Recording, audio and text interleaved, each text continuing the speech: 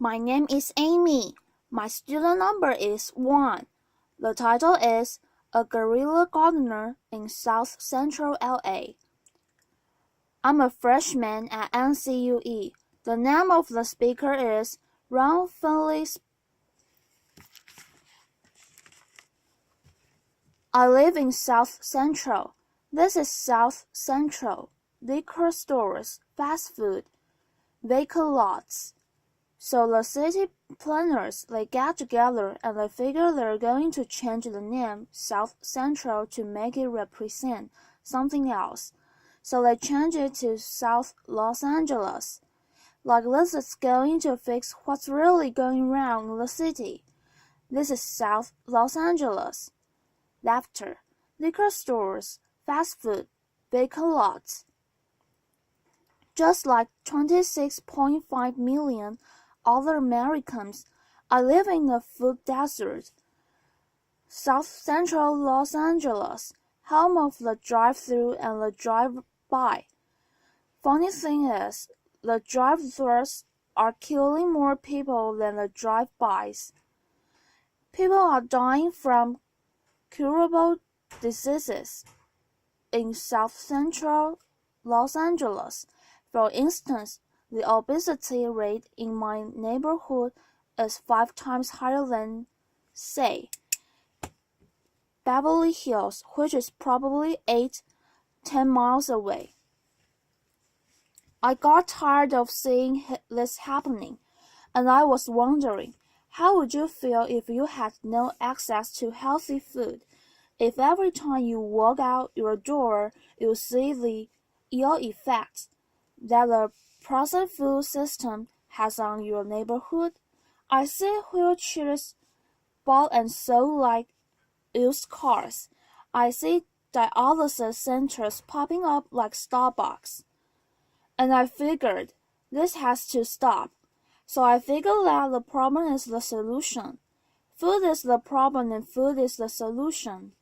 Plus, I got tired of driving 45 minutes round trip to get an apple that wasn't impregnated with pesticide. So what I did, I planted a food forest in front of my house. It was on a strip of land that we call the Parkway. It's 150 feet by 10 feet. Thing is, it's owned by the city, but you have to maintain it. So I'm like, cool, I can do whatever the hell I want, since it's my responsibility and I gotta maintain it. And this is how I decided to maintain it. So me and my group, LA Green Grounds, we got together and we started planting my food forest. Fruit trees, the whole 9 vegetables. What we do, we're a pay-it-forward kind of group, where it's composed of gardeners from all walks of life, from all over the city, and it's completely volunteer, and everything we do is free. And the garden, it was beautiful. And then somebody complained. The city came down on me and basically gave me a citation saying that I had to move my garden, which this citation was turning into a warrant. And I'm like, come on, really? A warrant for planting food on a piece of land that you could care less about? Laughter, and I was like, cool, bring it. Because this time it wasn't coming up. So LA Times got a hold of it. Steve Lopez did a story on it and talked to the councilman. And one of the Green Grounds members, they put up a petition on Change.org. And with 900 signatures, we were a success. We had a victory on our hands.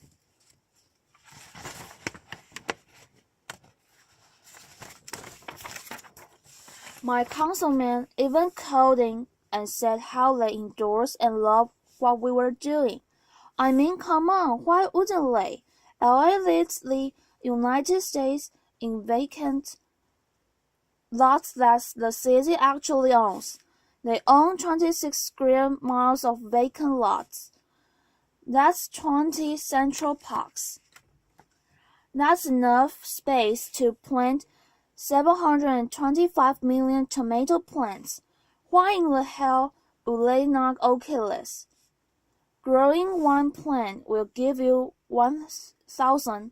10,000 seeds, when $1 worth of green beans will give you $75 worth of produce. It's my gospel.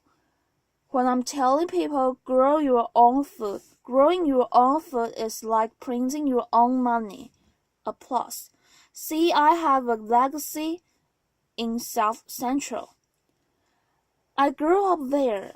I raised my sons there, and I refuse to be a part of this manufactured reality that was manufactured for me by some other people, and I'm manufacturing my own reality. See, I'm an artist. Gardening is my graffiti.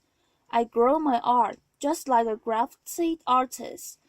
Where they beautify walls, me, I beautify lawns, parkways. I use the garden, the soil, like it's a piece of cloth. And the plants and the trees, that's my embellishment for that cloth. You'll be surprised what the soil could do if you let it be your canvas. You just couldn't imagine how amazing a sunflower is and how it affects people. So what happened? I have witnessed my garden became a tool for the education, a tool for the transformation of my neighborhood. To change the community, you have to change the composition of the soil. We are the soil. You'd be surprised how kids are affected by this. Gardening is the most therapeutic and defiant activity, especially in the inner city. Plus, you get strawberries. Laughter. I remember this time there was this mother and the daughter came. It was like 10:30 at night, and they were in my yard, and I came out and I looked so ashamed. So I'm like, man, it made me feel bad that they were there. And I told them, you don't have to do this like this. This is on the streets for a reason. It made me feel ashamed and to see people that were this close to me that were hungry. And this only reinforced why I do this.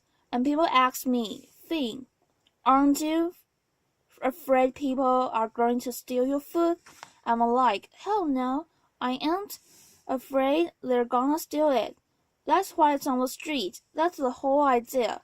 I want them to take it, but at the same time, I want them to take back their health. There's another time when I put a garden in this homeless shelter in downtown Los Angeles. These are the guys. They helped me unload the truck.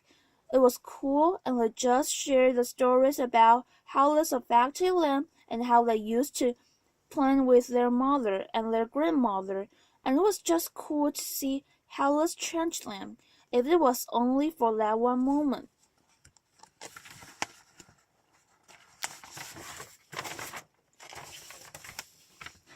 So Green Grounds has gone on to plant maybe 20 gardens. We've had like 50 people come to our diggings and participate, and so volunteers. If kids grow kale, kids eat kale. Laughter. If they grow tomatoes, they eat tomatoes. Applause. But when none of this is presented to them, if they're not shown how food affects the mind and the body, they blindly eat whatever the hell you put in front of them. I see young people and they want to work, but they're in this thing where they're caught up. I see kids of color and they're just on this track that's designed for them, that leads them to nowhere. So with gardening, I see an opportunity where we can train these kids to take over their communities, to have a sustainable life, and when we do this, who knows? We might produce the next George Washington cover, but if we don't change the composition of the soil, we will never do this. Now this is one of my plans. This is what I want to do. I want to plant a whole block of gardens where people can share in the food in the same block. I want to take shipping containers and turn them into healthy cafes. Now, don't get me wrong. I'm not talking about no free shit. Because free is not sustainable. The funny thing about sustainability, you have to sustain it. Laughter applause. What I'm talking about is putting people to work and getting kids off the street and letting them know the joy, the pride, and the honor in growing your own food. Opening farmers markets. So what I want to do here, we gotta make this sexy. So I want us all to become evolutionary renegades, gangsters, gangster gardeners. We gotta flip the script on what a gangster is. If you aren't a gardener, you aren't gangster. Get gangster with your shovel, okay? And let that be your weapon of choice. Applause. So basically, if you want me to meet with me, if you want to meet, don't call me if you want to sit around in cushy chairs and have meetings where you talk about doing some shit. If you want to meet with me, come to the garden with your shovel so we can plant some shit. Peace. Thank you, applause. Thank you, applause.